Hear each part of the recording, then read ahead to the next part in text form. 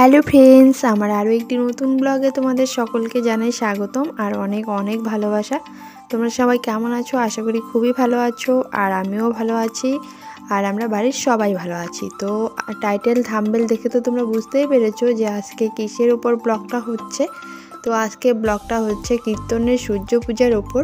তো আমি সূর্য পূজাতে উঠবো, সখী সাজবো। তো আমি, আমার ভাস্তি আর ননদ যাবে। তো আমরা তিনজনে যাব সূর্য পূজার সখী হতে।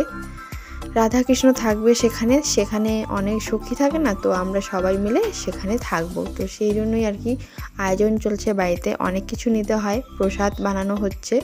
তো যেটা কমন সেটা হচ্ছে মানে মাস্ট থাকতেই হবে ক্ষীরের নাড়ু। তো সেই জন্য ক্ষীরের নাড়ু তৈরি করা হচ্ছে।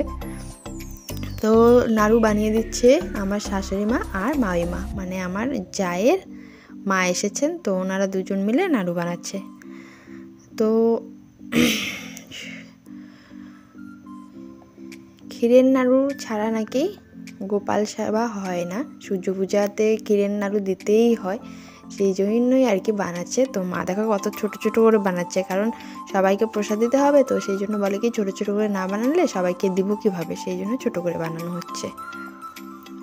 তো আরও অনেক কিছুই বানানো হবে, অনেক প্রসাদই নিয়ে যেতে হবে, তো সেগুলোই বানাবে। আমি তো নানান কাজে ব্যস্ত ছিলাম, তো মানে অন্য কাজ তো থাকেই, জানো বাড়িতে কত কাজ, তো সেগুলো করছিলাম। আর এই কাজগুলো ওই যে এনারাই করছিল। তো দেখো ছোট ছোট করে নাড়ু বানাবে। আর এখন আমার ননদিনীটাও চলে এসেছে, তো তিনজনে মিলেই বানাচ্ছে। তো দেখো কতগুলো নাড়ু বানিয়ে ফেলেছে।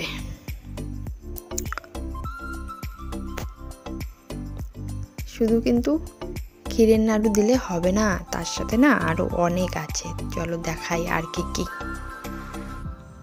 এই দেখো ক্ষীরের নাড়ু করা হয়ে গেছে, তারপর তিলের নাড়ু করা হয়েছে, আর ওই যে চিড়ের মোয়া। তো চিড়ের মানে গুড় দিয়ে মাখানোর পর মোয়া বেশি হয়নি, দুটো মোয়া বানিয়ে ছেড়ে দিয়েছে। তো আর এই যে খই বাছা হচ্ছে, খইয়ের উপড়া বানানো হবে। Hello friends, welcome back to my channel. তোমরা সবাই কেমন আছো? আশা করি খুব ভালো আছো, আর আমিও ভালো আছি। তো দেখতে পাচ্ছ একটু রেডি হয়েছি, তো যাচ্ছি হচ্ছে কীর্তনে সূর্য পূজায়। তো আমরা সূর্য পূজায় উঠবো, আমি, ভাস্তি আর পাশের বাড়ির একটা ননদ। তো আমরা তিনজনে যাচ্ছি, আরও অনেকেই আছে ওখানে। তো অনেকটা বেলা হয়ে গেছে, এখন যাওয়ার টাইম হয়ে গেছে, রেডি হয়ে গেছি। তো চলো এখন যাই, পরে তোমাদের সাথে কথা হবে, তোমরা পুরো ব্লগটা দেখো। তো দেখো ফাইনালি আমি প্রসাদ রেডি করে নিয়েছি, এই যে ধূপকাঠি, ফুল, ফল, তারপর খই, চিড়ে, তিলের নাড়ু, ক্ষীরের নাড়ু, সমস্ত কিছু রেডি হয়ে গেছে। তার মধ্যে দেখো কয়েকটা আবার নকুলদানাও দিয়েছি। তো সমস্ত কিছু রেডি, এবার প্রসাদটা ঢেকে নিতে হবে। তো আমার আরেকটা জিনিস নেওয়া বাকি আছে, সেটা হচ্ছে সিঁদুর। তো যাওয়ার সময় নিয়ে নেব। তো সিঁদুরটা আমি নিয়ে নিয়েছি, আর আমরা বেরিয়ে পড়েছি তিনজনে, দেখতে পাচ্ছ। আবার তিলক কেটে রেডি। তো হেঁটে হেঁটে যাচ্ছি আর কি তিনজনে, আমাদের বাড়ি থেকে একটু দূরে। তো এই যে কীর্তনে চলে আসলাম। কীর্তনে এসে দেখি দেখো অনেক লোকজন, আর যারা সখী সাজবে কয়েকজন এসেছে, আর অনেকেই আসেনি। তো আসলেই শুরু হয়ে যাবে। তো পুজোটা আর কি শুরু হচ্ছিল অনেকক্ষণ থেকে, সেই দুপুর 2টো থেকে শুরু হয়েছে। তো এই কীর্তনটা তো তার মধ্যে পুজোটা সন্ধেবেলায় হয়। তো এখন আর কি টাইম। তো এবারে দেখো এই যে আমাদের পুজো শুরু হয়ে গেছে।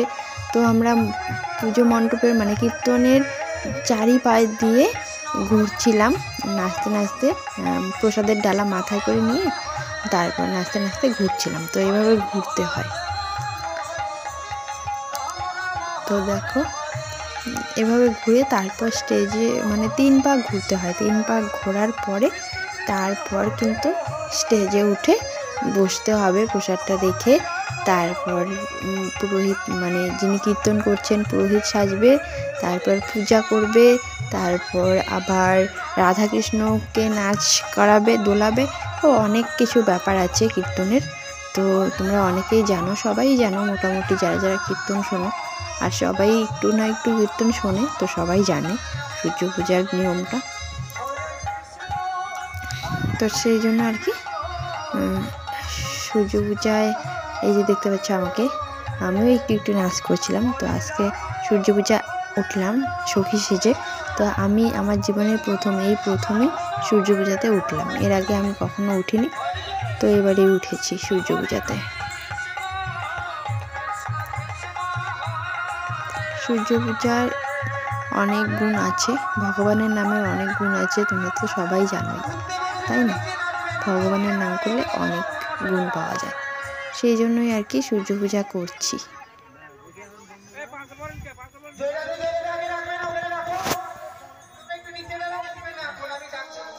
তো দেখো এখন আমরা সবাই প্রসাদ রেখে তারপর বসে পড়েছি মঞ্চে, প্রসাদটা ঠাকুরের সামনে রেখে দিয়েছি।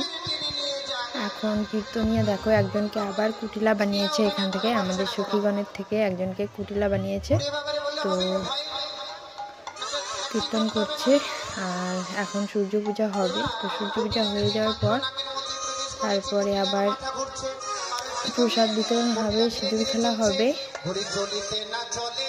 আর কীর্তনে মানে এই সূর্য পূজার মাঝে আবার এই যে দেখতে পাচ্ছ সখীগণের মধ্যে আবার রাধা কৃষ্ণ সাজবে, তো ওরা আবার অনেকক্ষণ নাচবে দুলবে। কিন্তু কি বলতো, আমি তো যখন সূর্য পূজা হচ্ছিল আমিও তো সেখানেই ছিলাম, তো আমি তো ভিডিও করতে পারিনি। তো এই ভিডিওটা তবু একজনের থেকে নিয়েছি, বাট যেহেতু আমি ভিডিও করতে পারিনি সেই জন্য আর তোমাদের দেখাতে পারলাম না। যাই হোক, যতটুকু দেখাতে পেরেছি ততটুকুই দেখালাম আর কি।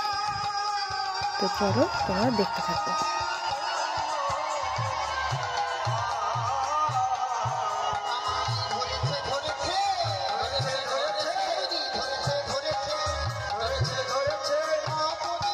সূর্য পূজা আমার শেষ, তারপর সবাইকে প্রসাদ দিয়েছি, তারপর সিঁদুর খেলা হয়েছে, মানে সবাইকে সিঁদুরও দিয়েছি, আমাকেও দেখো গালে গুলে সিঁদুর দিয়ে দিয়েছে। আর এই যে আমি ভাস্তিকে কোলে নিয়েছি এখন।